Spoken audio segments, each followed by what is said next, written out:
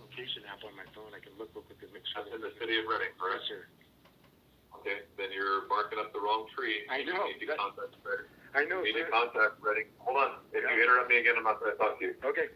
You need to contact Reading PD and then go over with them to figure out what you need to do. Okay? Okay, sir. Thank you. You're welcome.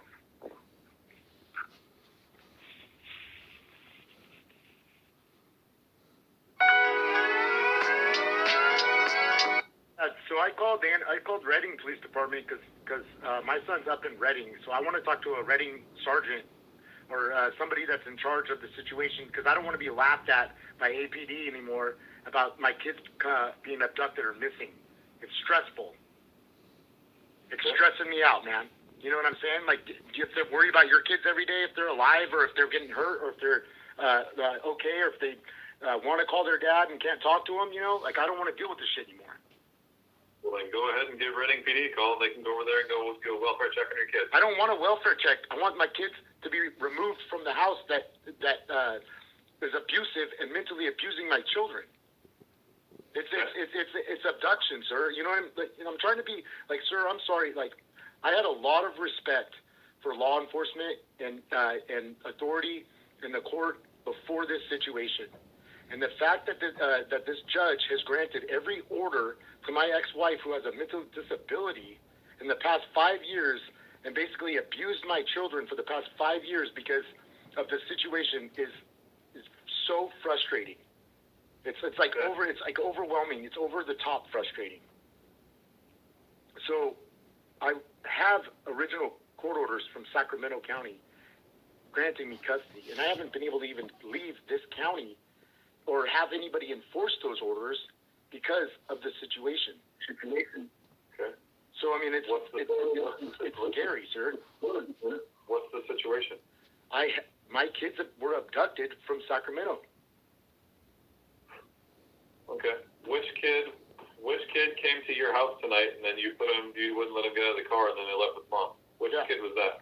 No, so that's not what happened at all. She has a mental disability. Okay, she's mentally ill. So I can tell you what happened, or you can listen to Kendra, who is basically has memory lapse and paranoia and completely delusional, and she's believing her boyfriend, who's an abusive boyfriend, who's been beating my kids and her, and telling her what to say. So I'll tell you what happened. Okay, my son gets picked up on Fridays for visitation with his mom. For no reason is there visitation. I have no idea why. A judge grants her visitation for 4 hours on Fridays. He doesn't want to see her, and he doesn't want to be around her boyfriend.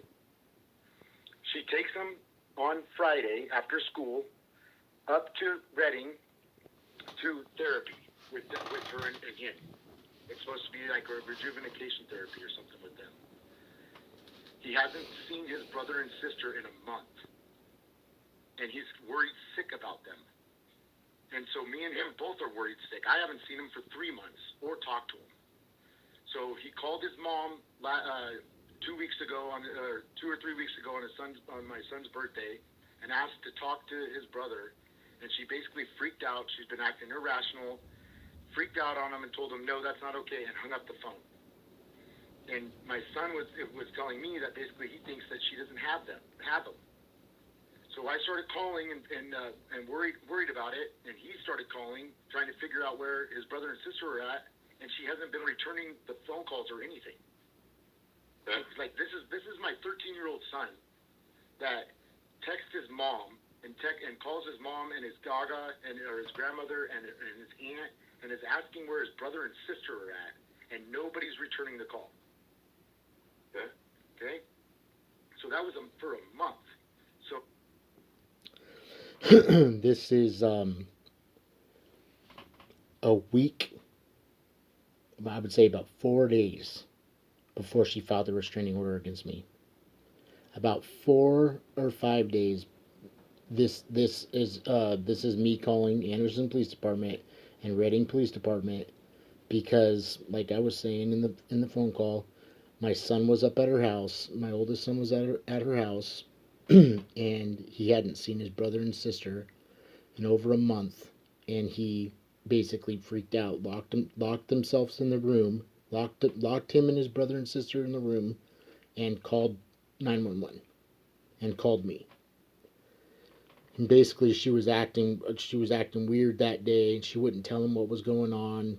And he was asking if his brother and sister were okay, and he was done with it. He was sick of feeling that way. But not only that, this is now, I think this is the second time or third time that something like this has happened in this county. Just like this, the same exact thing. They grant her orders, they grant her custody order, they grant her restraining order. The kids drop off the face of the earth, and they just drop off the face of the earth, and they grant her these orders for no reason, like for whatever she says. She goes into the courthouse and she says that I threatened her and that I harassed her, and she gets a granted restraining order, and the kids are gone. And every time it happens, it's something that happened over at her house.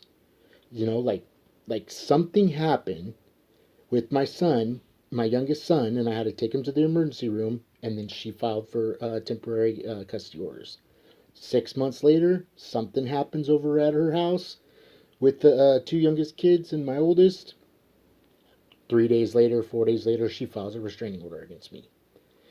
And what's frustrating about this entire time, okay, is one, it's exhausting. I mean, it's just exhausting. It's so traumatizing, and probably I probably have PTSD. I'm sure the kids do as well, from just having to deal with this stressful situation all the time. You're wondering if your kids are alive, wondering if where they're at, if they're okay, wondering when you're going to see them again, wondering why this is happening, okay? And I sound frantic. Like I sound mantic, right? Like I sound angry. This has been going on for years. This police officer right now that I'm talking to, that this is a recorded phone call. This police officer is basically telling me that he can't do anything about it. He basically cannot do anything because there's a court order. He could have a well check go over there, have another officer go over there and check on the kids. But if there's nothing visibly going on at that moment, if the kids aren't bleeding and dying, then they can't do anything about it. And this has been going on so long that everybody's just numb to it. And I'm frustrated, obviously, right? Like I'm frustrated, I'm terrified. I don't know what's going on. My oldest son goes over to her house for visitation. He brings his own phone over there with him. Then he calls 911. He made a grown-up decision because he's worried about his brother and sister. And these police officers, they don't know what to do. They don't know how to handle this situation, I guess. But not only that, it's been a custody dispute. It's been the same thing for the past 7 years. Custody dispute. Oh, it's just a custody dispute. They call her, and she goes, "Oh, nothing's wrong. Oh, the kids are right here. Everything's fine. He's just crazy," And then they call me back, or I call them back, and they say, "Sorry, Mr. Snyder. Call Reading Police Department." Reading Police Department says, "Sorry, Mr. Snyder. Call Anderson Police Department." Anderson Police Department says, "Sorry, Mr. Snyder. Call the Sheriff's Department. Call the DA. Go back to court," right? And the whole time, this entire time, I have, I would say, over 100 court orders. Random court orders. If you look at the case docket, you'll see there's court orders like almost every couple days. Every week, court order. Request for emergency custody orders. Request for order over and over and over and over again. and in my opinion, the reason why all of this has happened, the main reason why all this has happened, is because they granted her custody orders. That was the biggest mistake from the very beginning. If I had custody of my kids, if I had full custody of my kids, I would never, never keep them from calling their mom or their family. I would never, ever hide them and keep them from using the phone and not let them use the phone and not let them talk to their family. Ever. And she's not a good person, you know, but I would never, never tell my kids that they couldn't call their mom. Not one time. And that's what's been going on for 6, 7 years in this county. And they just keep blaming me.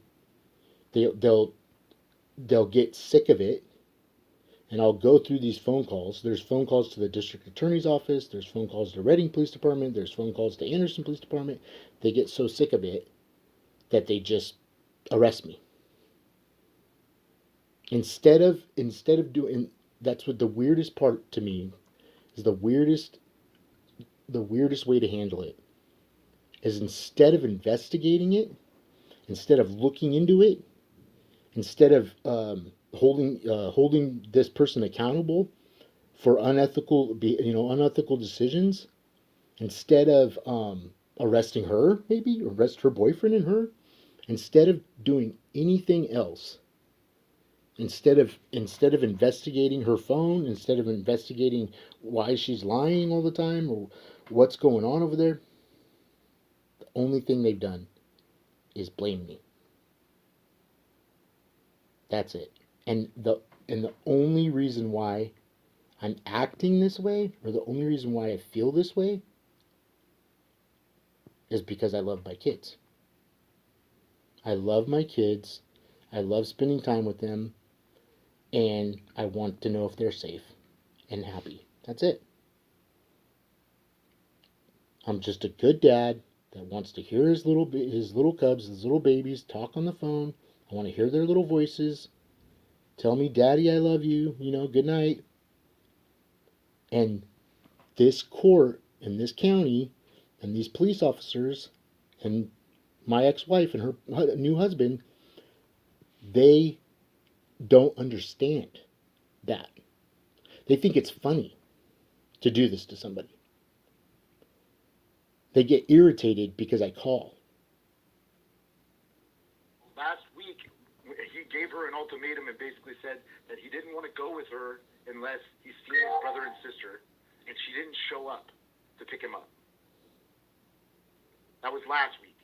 So this week, on Friday, when she picked him up, he told her basically, I'm not going with you in the car or leaving with you unless you take me to my brother and sister. And she took him up there to where his brother and sister are at, and now he's in the room with them, and he's locked in the room, and he's not going to leave until he gets help. Okay. Like, and where is that room? We're freaking out here. You know what I mean? Like where? Hold on. Stop talking. Yeah, okay. Stop talking. Where is that room? It's 2859 Bluebell Drive. Actually, I have a location on the location app on my phone. I can look real quick and make sure. That's in the city of Reading, correct? Yes, sir. Okay, then you're barking up the wrong tree. I know. You need to contact Reading. I know. You need to contact Reading. Hold on. If you interrupt me again, I'm not going to talk to you. Okay. You need to contact Reading PD and then go over with them to figure out what you need to do. Okay? Okay, sir. Thank you. You're welcome. Could you imagine? I mean, like, it's a horrible. This has been a horrible experience. But could you imagine calling a police department to file a police report, to report a crime, and tell them that your kids are in danger, that your kids are getting hurt, and that their mom is, basically mentally ill, and she's won't let them use the phone, and won't let them leave, and won't let them talk about this with anybody else, right? Won't let them use the phone. won't let him use the PlayStation anymore, right? And I'm calling the police department in Anderson, California, and they're telling me that they can't do anything about it. That basically I need to call Reading Police Department because that's where she lives. That is so um, that is so disappointing and so I think just disgusting that these are them, like, and I'm not saying about this specific person, I'm just saying in general, like, that is just so disconnected from reality, like disconnected from being a decent human being a decent person. And I understand he's frustrated at me, and I'm frustrated with the whole situation as well. I'm frustrated with the legal system. But both Anderson and Reading Police Department have the resources to investigate this. They have the resources to get the text messages off her phone. They have the resources to figure out what's going on with the kids up there. They have the resources to call social services and get social services over there. They have the resources to monitor my phone and her phone. They have the resources to investigate this judge. And they're so um, they're so sick of dealing with it that they basically have just shut off. And that's disappointing. Like, think about it, man. Like, how many times has this happened in this county? How many other people have gone through this? I have a list of names of people, the same exact things happened to them, and the same judge, and the same police officers. And what's going on, Like, why isn't the district attorney's office investigating this?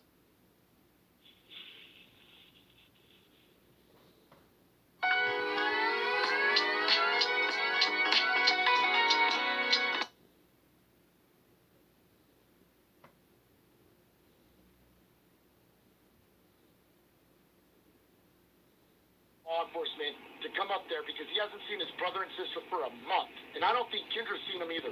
Okay? Now listen, he just called me and I'm jamming up there right now because his mom distracted him out of the room to talk to him for a second. And her abusive boyfriend Jason Lord and her grandmother took the other two kids out of the